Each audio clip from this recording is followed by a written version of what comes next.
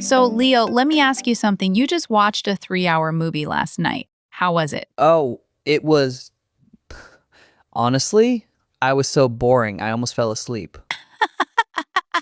Okay, stop right there. Leo, say that sentence again. I said I was boring? Exactly. And here's the thing when you say I was boring, what that actually means to a native speaker is I am a boring person. I am not interesting. I am dull. Wait, what?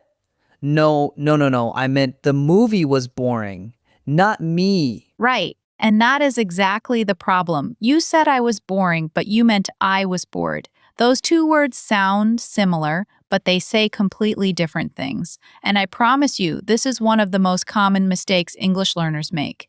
Not just you, Leo learners from all over the world, Spanish speakers, Chinese speakers, Arabic speakers, pretty much everyone. Okay, now I am a little worried. How many times have I been walking around telling people I am a boring person? Let's just say more than zero, but don't worry, by the end of this episode, you will never make this mistake again. I'm going to give you one simple rule that will help you know instantly whether to use ing or ed, and I mean instantly. I need this. Please. All right, so first, welcome to Speak Like a Native. I'm Maya. And I'm Leo. Let's get into it. Okay, Leo, let's start with the basics. The two forms are ing adjectives and ed adjectives. For example, interesting and interested, boring and bored, exciting and excited, frustrating and frustrated. You have heard all of these, right? Yeah, I know those words, but I always guess which one to use. Sometimes I get it right, sometimes I don't. And that is exactly because nobody ever taught you the one simple question you need to ask yourself. Ready for it? Yes, hit me. Here it is. Ask yourself, is this causing the feeling, or am I experiencing the feeling? Wait, say that again? Causing or experiencing. The ing form describes the thing that causes the feeling. The id form describes the person who experiences the feeling. Okay, so boring is like the thing that makes me bored? Exactly. Boring is the cause, bored is the result. So when you said I was boring, you said that you were the cause of boredom for other people, that you are a boring person. But what you actually felt was bored. You experienced boredom because of the movie. Oh my god. I am definitely never saying that again. Good. Now let me give you two real life situations so this really sticks. First, imagine you are at a party. Someone has been talking about their stamp collection for 45 minutes. No pauses, no questions, just stamps.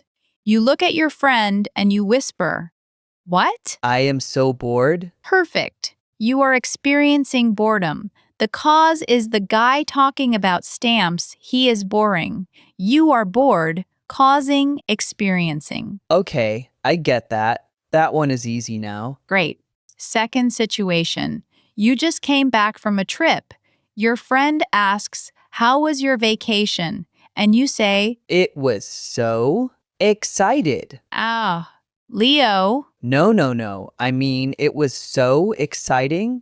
The trip made me feel excited. Yes. Exciting is what the trip is. It causes excitement. Excited is what you felt. So you say the trip was exciting. I was excited. Okay, exciting is the cause. Excited is how I feel. Got it. Now, here is where it gets interesting. And I mean, the topic is interesting, not I am interesting. Learners from different language backgrounds make slightly different mistakes. Let me give you some examples. For Spanish speakers, in Spanish you often say estoy interesado, which is I am interested. That part is correct, but the confusion happens the other way around. Sometimes Spanish speakers say the movie was interested because they are directly translating Latimo fue interesado. Wait, really?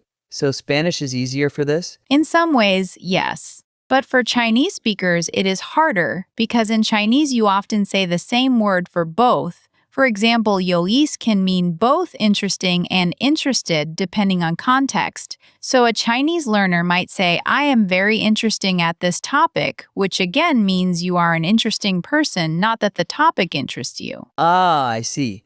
So for Chinese speakers, it is about figuring out who is causing what. Exactly. And for Arabic speakers, the challenge is similar.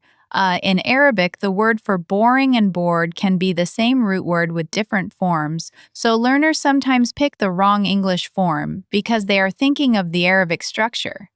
The key for everyone, regardless of your first language, is that one question: am I the cause or am I the experiencer? Okay, I think I really have it now, but let me test myself. If I say, this video game is frustrating, that means the game makes me feel frustrated. Yes, the game is the cause. You are the person feeling frustrated. And if I say, I am frustrated with this game, Then you are correctly describing your feeling. The game is frustrating. You are frustrated. Perfect. okay, I am feeling a lot more confident now. Good. Now, here is the part that surprises most people. There is actually a pair of these adjectives that native speakers even confuse sometimes. Wait, native speakers make this mistake too? Rarely, but yes. With one pair especially, nauseous and nauseated. Technically, I feel nauseous means I cause nausea in others, you are making other people sick. The correct word for feeling sick is nauseated. But in everyday conversation, almost everyone says, I feel nauseous, and it is accepted now. So even English is changing over time because of mistakes? Exactly. Language evolves. But for now, with interesting, boring, exciting, frustrating, stick with the rule, causing or experiencing. If you are the cause, using; if you are experiencing the feeling, use ed. Okay, I want to practice this more. Maya, can you give me a few sentences and I will choose? I would love to. Here is the first one. The lecture was so long, I felt absolutely. Is it boring or bored? Hmm. The lecture caused the feeling, so the lecture is boring. I felt bored. Answer, bored? Perfect, Leo. Next one. She told me the most story about her trip to Japan. Exciting or excited? The story caused excitement. So exciting. Answer, exciting. Excellent. Third one. He is really in learning piano. Interesting or interested? He experiences interest. So interested. Answer, interested. You are on fire today, Leo. One more tricky one. The traffic was so, I almost screamed. Frustrating or frustrated? The traffic caused frustration. So frustrating. Answer, frustrating. That is correct, but I want to add something. Notice you said, I almost screamed, you were frustrated. The traffic was frustrating. Two different words for two different things. Right, right. The traffic is the cause. I am the experiencer. Exactly. Now I want you to try making your own sentence. Use tiring and tired in two different sentences that show the difference. Okay. The 12-hour flight was so tiring. I felt completely tired when I arrived. Beautiful. Tiring is the flight's quality. Tired is your feeling. That is exactly right. This is so much easier now. I cannot believe I have been saying I am boring for years. Well, the good news is now you know.